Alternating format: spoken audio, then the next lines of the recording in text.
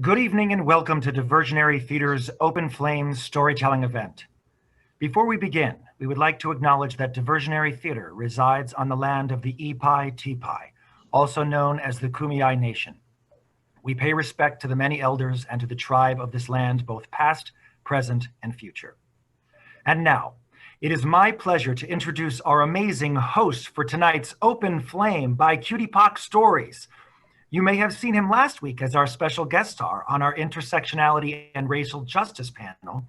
He is a talented actor and was the first Native American to receive the Theater Communications Group Fox Foundation Resident Actor Fellowship. Please help me welcome Kenny Ramos. Oh my goodness. Hi everybody. Thank you for that wonderful introduction. Yes, okay. Well, first I'd like to formally introduce myself. Halka Menuea. Memiuta Menue, Anyach Kenny Ramos, Wichahi, Anyanue, Wichahi Benegas, Nyapum Welch, Queschamak, Barona, Indian Reservation, Kupai. Hello everyone, my name is Kenny Ramos. I am Kumeyaay from the Barona Band of Mission Indians.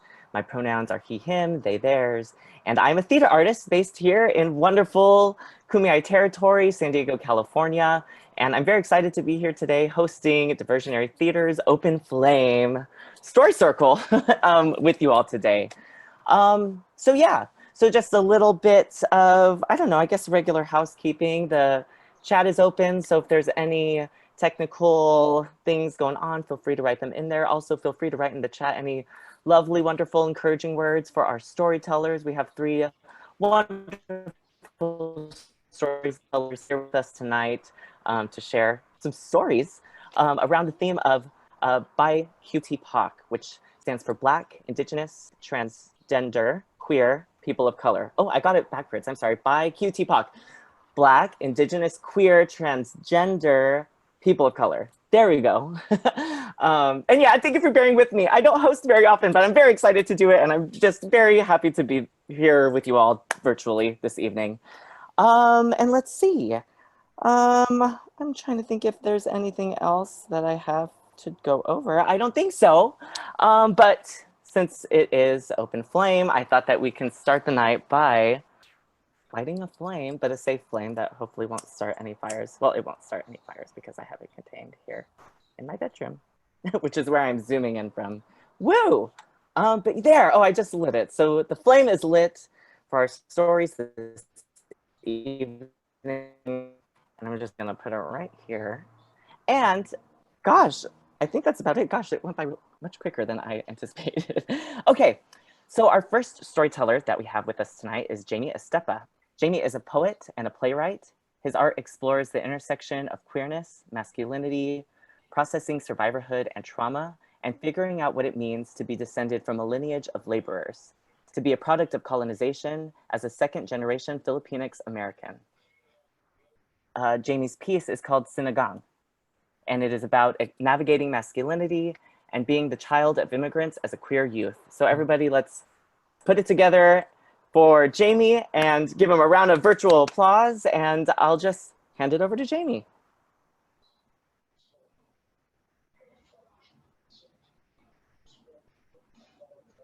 Don't forget to unmute yourself, Jamie. Thanks, Kenny. Appreciate it. All right. Thanks again for the nice introduction there. This piece again is titled Sinigang. In 2nd grade, my classmates and I had this activity where we shared our highlights of the week. My hand rose into the air and the teacher said, "Jamie, what would you like to share about your week today?" And I puffed my 7-year-old chest and announced, "My mom made sinigang, but there was no patis." Even after she asked me to repeat, her expression was still blank. It was almost as if the 2 non-English words I said were sucked into a vacuum, disappearing into the Anglo abyss of her pupils, as if her ears could only hear white noise. My tongue didn't know how to say that sinigang is a sour soup commonly eaten in Filipino households. Its tang comes from tamarind, and mixed in is a range of anything from beef and cabbage, shrimp and broccoli, onion and potatoes, string beans, and patis. A fish sauce used to add a kick. Patis is brown and salty, like me. And yeah, I'm comparing my life to fish sauce, but maybe it's also been one giant pot of stewing frustration, topped with messages and affirmations of toxic masculinity, of heteronormativity. You see, in 5th grade, I came home with a permission slip to join the school choir. When I brought it up to my dad, ESPN blaring from the TV, he took a quick glance at the paper and said to me, "Only gay boys sing." So I tossed it in the trash, tried my best to swallow the lump in my throat and pay attention to the basketball game on screen. At that age, I hadn't even come out to myself yet. So when we sat at the kitchen table, I slurped my sinigang like a straight boy, talked about my days at school like a straight boy, intonations and inflections in my voice never too high because in no way was I a gay boy. Except in the shower, I only sang with the fan on and the water running when my dad wasn't home, and in case he was, then maybe he would only hear a straight boy in there. You see, in school, I made a habit out of biting my tongue in conversation so that I could speak straight, because God forbid, no homo. And while my speech was colonized a long time ago, while it learns how to charm without an accent a long time ago, it doesn't know how to sound queer, Filipinx, and comfortable in its own brown body. And my smile doesn't think it looks good in drag, and my vocal cords don't know how to catwalk, but they know how to wear a shield, eyes down in the locker room away from half-naked boys, head up in the lunchroom looking from a group of Asian bros trying to kick it with their rice and stews and condoms, and talks about pussy in the corner, and my tongue knows how to sound like a man. Humming under its breath, songs of proud heritage in Southeast Asian rainbow skies, and my tongue now feels so pink and so brown and so queer and so masculine that it must have this acquired taste for always feeling in between.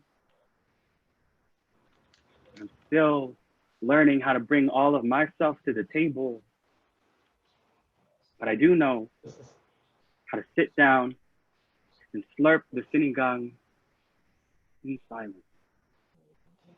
Thank you. Woo! Oh my gosh, that was, yes! That was, that was great. That was so, oh my God. Well, first off, it makes me hungry. Storytelling thing on the diversionary. Oops, I think, sorry, I think we have another mic on. I think diversionary. There we go, sorry. Made me hungry for sinigang, although I'm not sure I've ever had it. And so much, gosh, there's so much I enjoyed about your piece. Sorry, I know this isn't like, but I just really, Yeah. I really enjoyed the image of vocal cords on the catwalk and then being able to shield. Sorry, what was the, oh gosh, I don't know if I have any specific questions, No worries. but I'm really intrigued by it. And I'm wondering, did you write this piece specifically for this, or is this something you've had in your repertoire, or? Yeah, that's a great question. And I'm so glad that you connected, especially with some of the parts about like voice and like presentation. I think that's something that's been like at the forefront of like my queer identity, is like, how do I present myself as a queer person, but feeling most comfortable in a masculine presentation. I originally wrote this piece for a different program, for a different event, where the theme was dueling identities. And one of the prompts was thinking about like code switching.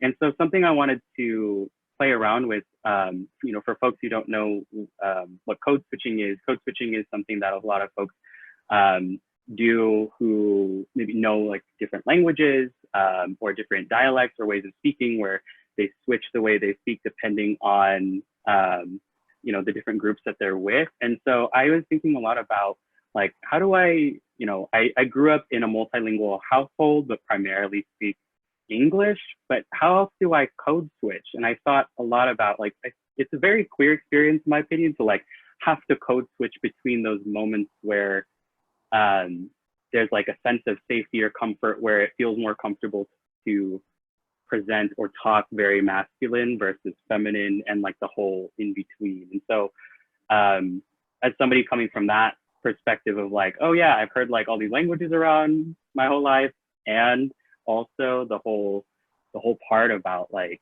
when do I present masculine versus otherwise is kind of where I was trying to write this piece at. And so it's gone through different iterations over the years. It's definitely a few years old, but this is definitely like, yeah, a piece that I think I always come back to because it's so, it's so central to who I am. Oh, amazing. No, yes. And yes, thank you for vocalizing everything that I'm trying to feel, or that I'm feeling and that I don't have the words for. Exactly. Code switching. That totally. I mean, yes. Talking about even the way, well, your words of eating soup like a straight boy, or, or going through the locker room. There's just the ways that we have to perform our gender expression for safety, right? Essentially, or to feel comfortable. I really just, yeah, thank you for sharing that. I also feel like a bad Filipino. I'm actually Filipino through my dad's side, but Hawaiian Filipino. So we don't remember. I do a lot of Hawaiian foods. But anyway, that's a story for a different time. But yes, thank you so much. And I think you have another piece for us. Is that right? Or yeah, I do. I have another one. Yeah, I'd love to just go straight into it then. Great. I'll hand it over to you. Cool. Thanks, Kenny. So this piece is titled Araw. Araw also means day or sun, translated from Tagalog or Filipino. Okay. There are over 170 languages spoken in the Philippines. And as a Filipinx American, I speak none of them, which is frustrating because our elders and strangers and new Filipino friends love to ask, can you speak Tagalog? My titas and titos, my lolos and my lolas ask this. They laugh amongst each other in a circle around my cousins and me as we try to play Scrabble in our mouths, even though none of us have all the pieces to this game. At the family parties, barbecues do not just happen in the backyard. Roasts burn us American-raised children in the den. And when others ask if I can understand, I swallow the shame and say, no, my mom spoke Bisaya to me, her regional language. And I used to confuse the two because my dad's family speaks Tagalog. And I've asked my mom why she didn't teach my sister and me Tagalog, which she normally says, I don't know. I remember when I started school, my mom made it a point to speak more English at home. And then somewhere along the way, that's all that stuck. And I don't blame her for what I don't know. I blame the fear of ESL classes, that native languages aside from English in school are a handicap. I blame our colonizers' tongues, together the Spanish and the Americans, forcing themselves onto our ancestors, baked empty promises of freedom and salvation into the bread we bless with prayer. They wrote their languages as official into the Philippine Constitution first, before any indigenous group. And so our names often sound borrowed or unfitting or not Southeastern Asian enough. I didn't want to be called Jaime in school because that sounded too Spanish to me. But I wonder now if my comfort with being called Jamie is a product of my American colonial mentality. And my mother too hates how her Spanish name sounds, Adelpha, shortens it to something easier for her American friends to pronounce, Del. To me, sounds like assimilation, but her name stands for so much more. So for her, I'll try to help reclaim it. Adelpha is a word for a shrub that grows glossy green leaves and blooms white to pink to reddish petals, native to Central Philippines. When she came here to plant her roots in Western soil, she knew that she and her descendants should thrive. She watered up seeds of her culture, doing her best to snatch discrimination from our throats and bury it deep into the earth, to sow as much English as possible, to try for our best chance to make sure we did as well in the classrooms as she did in the fields. Her branches extended to us bite-sized pieces of a place where we have never felt the sun. I've never been to where she's from, so I cling to the few words she has fed me of overseas communities that I've never met. I remind myself that I, too, am born of her family of farm workers and fishermen from one of the smallest islands. I remind myself that I am as much a product of what has sprouted from the same sun in any language. And I remind myself that being tested whether I can speak isn't a game. And I feel so much lost the older I get, but this is a poem for my mother. And if she were here, I would say to her, Ma, Dili ko kasabot og Bisaya. I don't understand your language. Pero nakasabot ko nimo. But I understand you. Always. Thank you. Woo! Yes. Oh my gosh, another one that I'm obsessed with. That was great. I love this idea of languages. Oh gosh, of language colonialism and of the ways that I even relate to this as a Hawaiian Filipino person because of my last name. Sorry if I'm just like da da da da da. But my last name is Ramos, right, which stems from Spanish colonialism in the Philippines, right, and then passed down through my father's heritage. And oh gosh, so your point about pronouncing your name Jamie or Jaime and wondering about, you know, these names as products of colonialism and then challenging the pronunciation of them, but then wondering, is buying into assimilation. This is so great. I love all the complexity. But on a personal note, recently I've started, well, not recently, I don't know, years ago, really. I started saying my last name differently, like on purposely, not how it's supposed to sound in the Spanish language. Like I'll say Ramos, right? Which isn't, like, you're supposed to roll your R, and Ramos. I can't roll my R's, but to me, it's a little act of defiance against colonialism. Do you know what I mean? Like, and even though it may, I guess, be an anglicized way of saying that word, my point being, like, coming from people that were colonized by the Spanish on both sides, my mother's people here in Southern California and in the Spanish mission system, and then my father's people in Ilocos Norte. That's just my kind of response to having a Spanish last name, but having no connection because it's a product of colonialism. Yeah, Anyway, I totally hear you. I just went on a long tangent on about myself, but it's because your piece spoke to me so much, and I really appreciate you writing that. And it was there. What sparked the inspiration for you to write that piece? Well, I think you touched on like a lot of what I was feeling. I mean, I'm so happy that you're able to connect with it in that way. Especially when you mentioned like how you pronounce your last name as Ramos. I think from such a young age, like I was even like hyper aware in school, like I don't want to be called Jaime, even though that's technically what I was named. But I had such like an aversion to being called anything that sounded too Spanish like. And I think something I didn't really come to terms with until I was much older, like in undergrad, was like, not only was like where my parents are from colonized by Spain, it was colonized by America. And then what does that mean if we were, you know, we are here existing in the United States as colonized people who came over as a form of like basically of labor, you know, like as a product of labor, labor needs. Since you know, my mom's side of the family, like farm workers, fishermen, farm workers in the Philippines came over, and they were farm workers like in Northern California and on the like pineapple plantations in Hawaii. So like, just like trying to come to terms with that. And also like, so how do I honor my own name? You know, like if I'm coming from this like intense system, it's something that I've really like, I knew I had a feeling about like that internal struggle as a kid, but I think it's something that I'm like, yeah, literally until I became an adult, I haven't had the words to talk about it. And so I think similar to Sinigang, like this piece is one that I feel like I've always had brewing inside of me, but until I really started to explore like storytelling and exploring like spoken word as an art form, wasn't something that was really easy for me to articulate.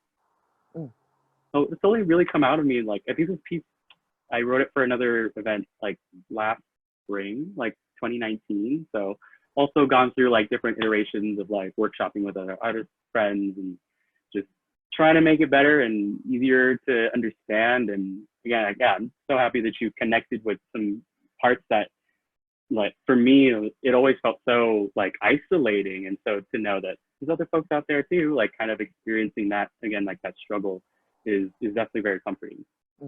Yeah, so thank you for sharing your experience too. Oh my God, sorry, I'm just like, da, da, da, da. Well, thank you.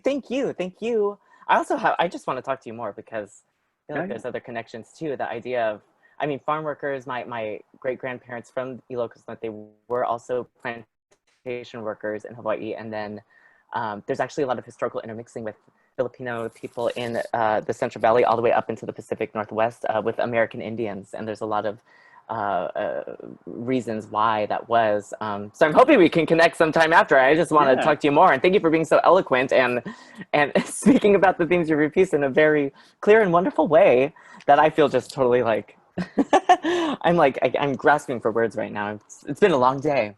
But I hear you. Thank you so much. I think that's it. I want to give you a round of applause. I know it's just my claps that you can hear, but hopefully I believe everyone else that has listened to your pieces tonight also enjoyed them. And thank you so much for spending time with us and sharing your talents with us. Yeah, thank you, Kenny. And shout out to the next Storytellers. You, cool. Cool. Awesome. Okay, everybody. So moving right along into our next storyteller you tonight, and thank you so much. So everyone out there, another round of applause for Farah. We just thank you so much. Really appreciate you. And give it up for the next storyteller. Yes, to the next storyteller. Let's go. So moving right along. Wow. Okay. Whew. Great. Oh, hi, Milena. There you are. Hello. There you are. Nice to I'm see your here. face.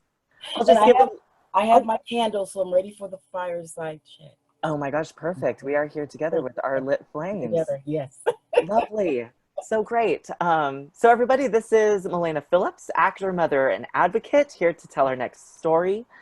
Her story, The Mailbox, focuses on implicit racial bias, also known as implicit social cognition. Implicit bias refers to the attitudes or stereotypes that affect our understanding, actions, and decisions in an unconscious manner. These biases encompass both favorable and unfavorable assessments that reside deep in the subconsciousness. In the subconscious or subconsciousness. Sorry, but everyone, you get it. They get it. Milena, I will pass it off to you if that's all right, and looking forward to hearing what you have for us. Okay. My story, The Mailbox. Now, my mailbox is at the end of my driveway, about 35, 40 yards on the other side of the road. I live in Fallbrook. It's a very rural community. Now, the Black population is less than 1%. So needless to say, all my neighbors are white. Now, I can't see my neighbors' houses due to the acreage and trees and bushes. I see more rabbits and ground squirrels than people in cars on my street. I love it here. It's a dream come true. My husband and I, we have horses, and we're able to board the horses right here on our property. Now, my usual habit is to go to my mailbox when I arrive home or when I'm leaving to save me that long walk down the driveway. Going down the drive is easy because it slopes downhill, but coming up, it's a workout. But on August the 4th, 2020, a very interesting thing happened while I was getting my mail. For the first time since moving to my neighborhood, I was stopped by the sheriff. Now, in my area, we don't have police. We have the sheriff. Now, I had just gotten my mail, and I was in the car looking through it, and like usual, mostly junk. And I gave it to my 11-year-old son, who was sitting in the passenger seat. And I checked my side mirror before pulling out onto the road. And to my surprise, I saw a sheriff SUV. Now, I've never seen a sheriff on our street. Now, I'm sure they come.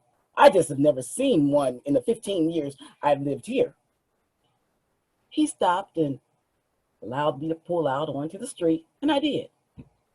I drove a few yards and glanced in my rear view mirror, expecting to see the flashing lights, but nothing. I continued a few more yards, and then I heard the siren and saw the lights. My son immediately became afraid. Mama, it's the police. Mama, what they gonna do? What they gonna do? I told him, baby, calm down. It's gonna be fine. I pulled the car on over, put it in park, rolled my windows down, and placed both hands on the wheel. I looked in my side mirror and I could see the sheriff. His door opened and he began to walk towards us.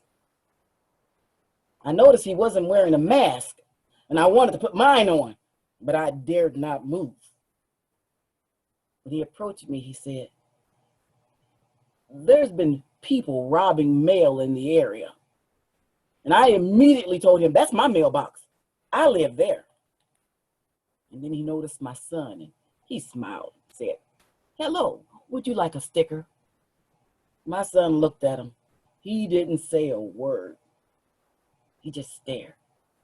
I spoke up and said, "Oh, yes, he would. That would be nice. Thank you." The officer, he left us and returned with 2 sheriff badge stickers and told me, "Have a nice day." My son immediately started talking. Mama, I thought we was gonna die. I thought he was gonna shoot us. Mama, I was so scared. I said, "I know, baby, I know, everything's fine. And I was glad. The sheriff was nice. But I was also very aware that it could have gone differently. What about me made him feel a possible crime was being committed? And he felt this so strongly that even after running my plates and seeing this car is registered here, he still felt the need to escalate the situation by pulling me over. What was he really looking for? He never asked me for my driver's license or registration, so obviously he knew. Did he think I was a black male? I mean, it's quite obvious that I'm black, but maybe he couldn't tell if I was male or female. And if I was a male, would it have gone differently? I would have been in my rights to ask, well, when was the mail robbery report given? What area? Have you stopped other middle-aged women getting their mail, or am I the lucky one? I asked none of those questions because I knew. A ticket hurts your pocketbook, but getting arrested, you could lose your life. The goal is to stay alive. Have you ever been stopped by the police while you were getting your mail? Thank you. Oh my gosh, yes. Elena. Oh, did I cut you off? No, that was the end. That was the end. I was like, oh, is there more? Is there more? Oh, thank you. Thank you for sharing that. I'm taking a breath because of, yes, the reality of this predicament. I identified immediately just you talking about Fallbrook. I didn't know you were in Fallbrook. Oh my gosh. I'm out here in Lakeside, which is a little different, but similar. And yeah, exactly. You know that we got some similarities here. And we would be under the sheriff too, you know, unincorporated. And oh my gosh, and I've definitely been to Fallbrook. When you said Fallbrook, I was like, oh no, what the? But I know it's pretty, they got horses. That's nice. Yeah, we do. But oh my gosh, that is what. So this just happened. This just happened. Yeah. Recently, right in August, and I'm wondering if did you write this piece immediately in response because you needed to process what had happened, or you know this opportunity came along to share stories, and this is what you wanted to write. Like, what was the? I know the story. This piece started from this incident that happened in August, and what really compelled you to write about it and share it with us? Well, actually, I first shared it on Facebook, and what was most interesting was the response that I'd received from different people. You know, oh, my mail was stolen too. Well, did the police ever go looking for the thief of your mail? I don't know of any police that takes their time to ask people, oh, is this your mailbox? They don't, that's not their job. I mean, yes, they can technically do it, but do they? No, they don't. I know that, and I wrote this piece when he asked me to be a part of the story time. I thought, oh, I know what I'm going to share.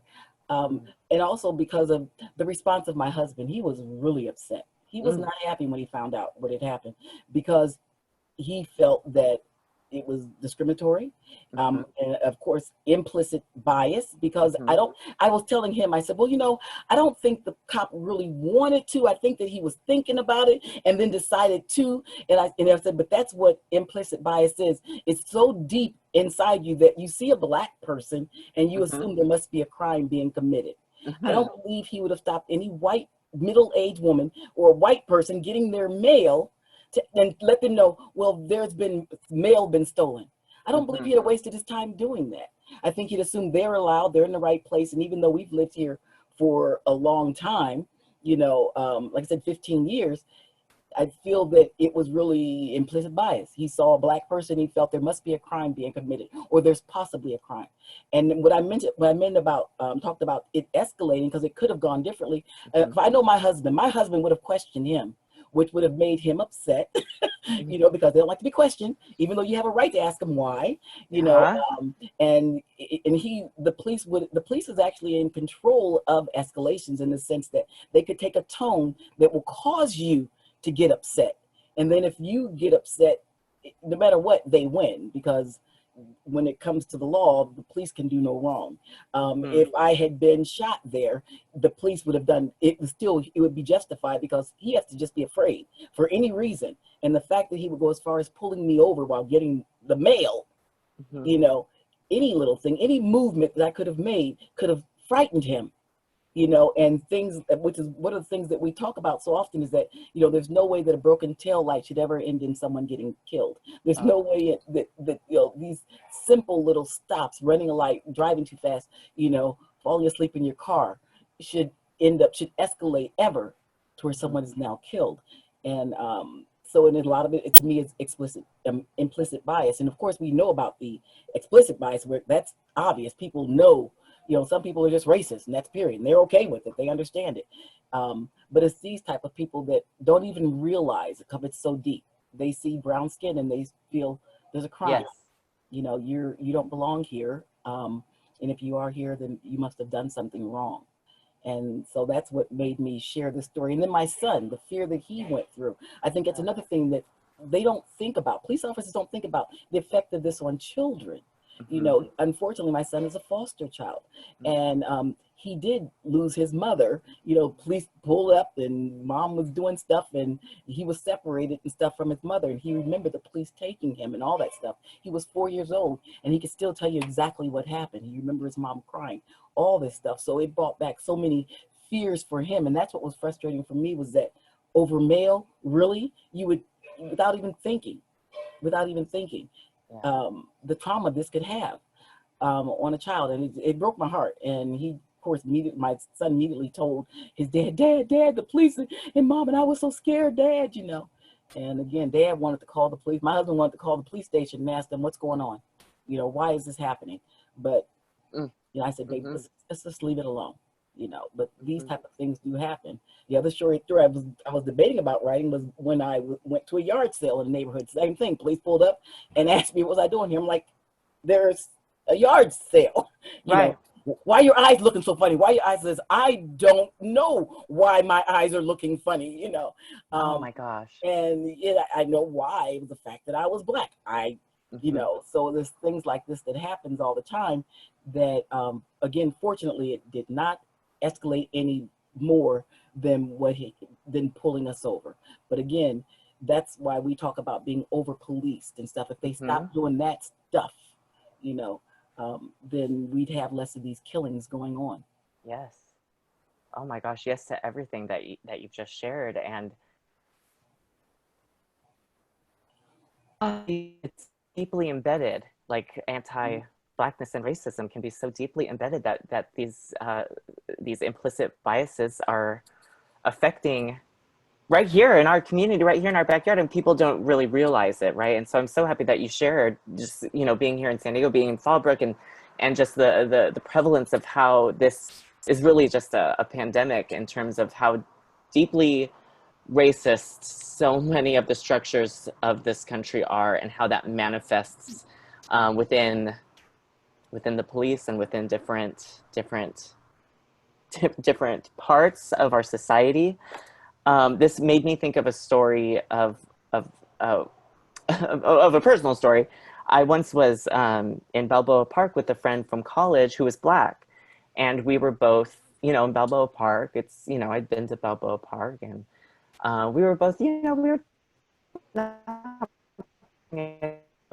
we're having a good time. We start to smoke, and we're away from everybody. We're not bothering anybody, and a white man comes up to us and just starts harassing us and saying, are you smoking? You smoking crack? And then my friend, who's very vocal, he's from the Bay Area, I was just like, I'm just already like, why is this person even approaching us, you know? And he's like we were both, I think we were both like, crack, like what do you mean? Like, excuse me, sir, like, you know. But anyway, it escalated to the point where this man wasn't even in a position of authority, right? This was just a regular person at the park, proceeded to get out their phone and call the police on us and say we were smoking crack. And we were not doing anything of the sort. And my friend's response, I really loved, because he got his phone out and called the police. And 911, we are being harassed. We are being harassed by this white man. And it scared the white man. And like, you know, because all of a sudden now we're calling the police because this man was harassing us out of nowhere. And for me, as a non-Black person, I think that was one of the experiences where I really, and I've been in that park many times doing the same thing, smoking cigarettes, smoking whatever, and not harming anybody. But when I was with a Black person, that changed. Do you know what I mean? Like, and all of a sudden, this person felt like they had, and this is symptoms of white privilege, right? Like they had, I guess, the authority over us to come over, first to harass us, like to leave their area and come over to where we're at to speak to us, and then to call the police on us for absolutely nothing, you know. And I've been in Balboa Park since, and just I'll just will never forget. And you know, I'm not a Black-bodied individual, and I don't know truly the experience of what it means to be Black in this country, and all of the ways that anti-Blackness and white supremacy and racism manifest within the structures and affect your community. But I'll just never forget that day, and how it just, I really got a little taste.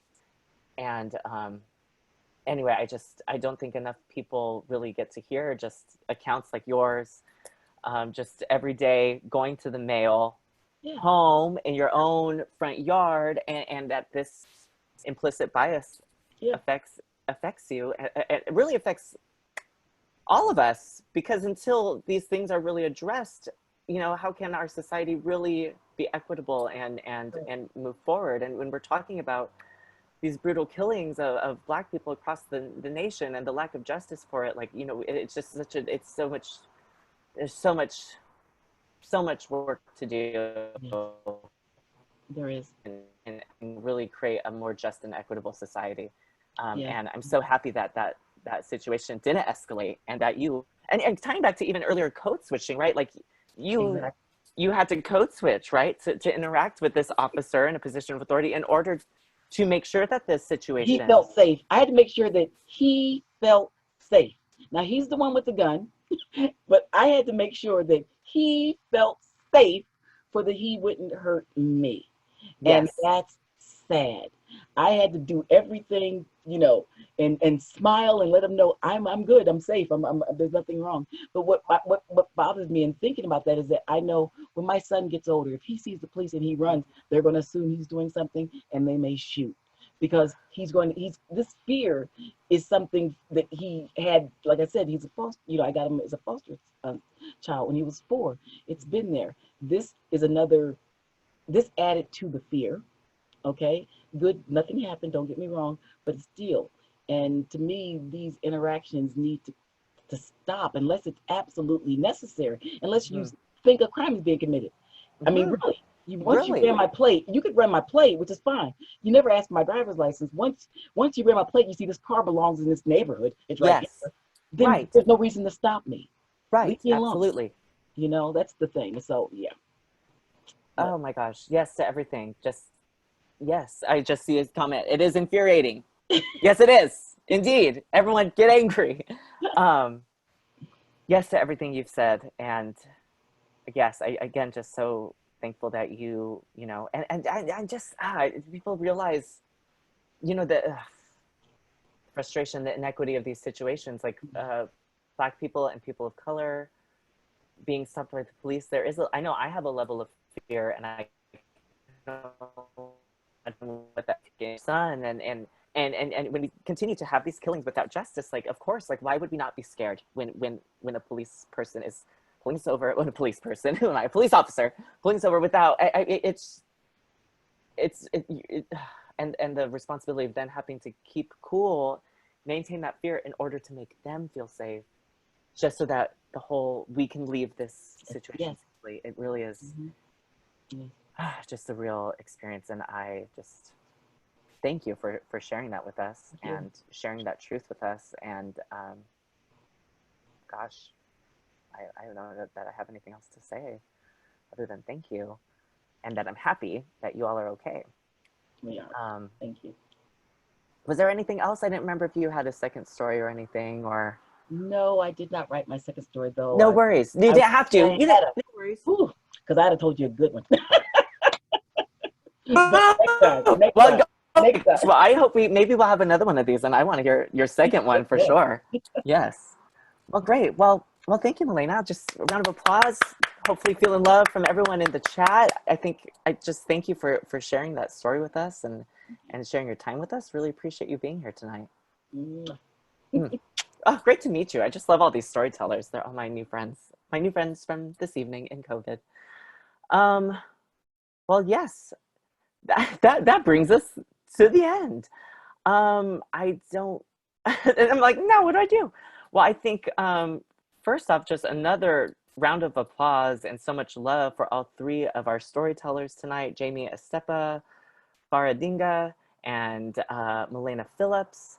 I just really offer them so much love and gratitude for sharing their evening with us and putting together these wonderful stories. Yes, claps. I see claps in the chat. Yes, and just really grateful for you all to share stories tonight here at Diversionary Theater's BIQTPOC Open Flame. I'm really hoping to hear more from you all. Really excited about all your work, and I'm excited to meet you all this evening. Thank you everyone out there for tuning in tonight. Really grateful to you all also for coming and sharing your evening with us and hearing these stories from our wonderful storytellers. I will share that we have another Open Flame happening next Monday evening, same time, same place. You can get more information through Diversionary Theatre at their Facebook page or their website. And yes, next week's theme is a COVID slam. I don't know if that's the right word, but it's going to be around around COVID, which is affecting all of us right now, hence us here on the Zoom. And oh gosh, I don't know if there's anything else I'm supposed to share. I think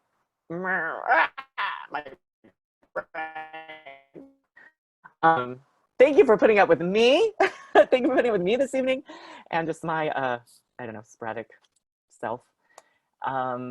And yeah, I look forward to seeing you all hopefully next week and sharing stories with and being in the audience as we have more storytellers lined up to share stories around COVID.